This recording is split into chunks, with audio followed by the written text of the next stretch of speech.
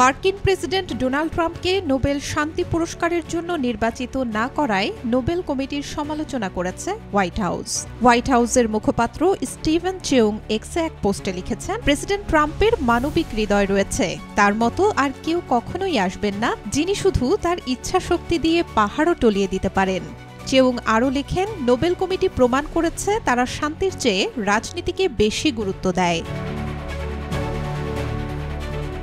দীর্ঘদিন ধরেই ট্রাম্প নিজেকে নোবেল শান্তি পুরস্কার পাওয়ার যোগ্য বলে দাবি করে আসছেন। তার দাবি, বিশ্বে ভয়াবহ ৮টি যুদ্ধ বন্ধে তার ভূমিকা রয়েছে। ইসরায়েল, পাকিস্তান সহ বেশ কয়েকটি দেশ তাকে নোবেল পুরস্কারের জন্য মনোনয়নপত্র দিয়েছে।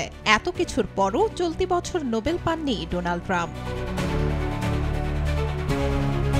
বাংলাদেশ সময় বৃহস্পতিবার বেলা ৩টায় ঘোষণা করা হয় এবছরের নোবেল শান্তি পুরস্কার বিজয়ীর নাম। নোবেল পান ভেনেজুয়েলার বিরোধী দলীয় নেতা মারিয়া করিনা মাচাদো।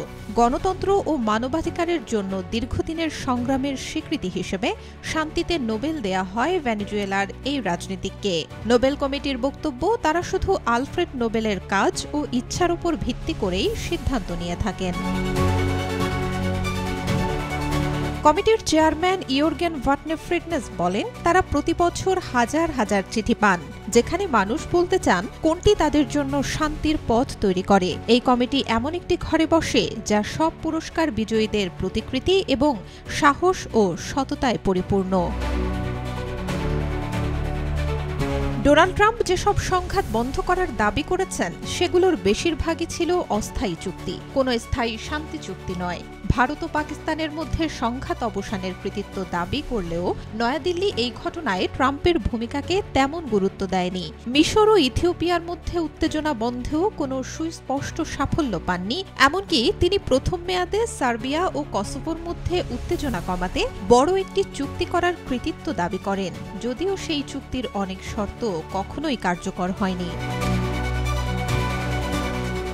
তবে করিনা মাচাদো তার নোবেলটি উৎসর্গ করেছেন ডোনাল্ড ট্রাম্পকে। ট্রাম্প বলেন, শুক্রবার মাচাদো তাকে ফোন করেছেন এবং বলেছেন তিনি পুরস্কারটি ট্রাম্পের সম্মানেই গ্রহণ করেছেন, কারণ ট্রাম্পই এর যোগ্য। আরও বলেন, তিনি মাচাদোর কাছে নোবেলটি চাননি, যদিও চাইলে তিনি সেটাও দিয়ে দিতেন। মাচাদো খুবই আন্তরিক।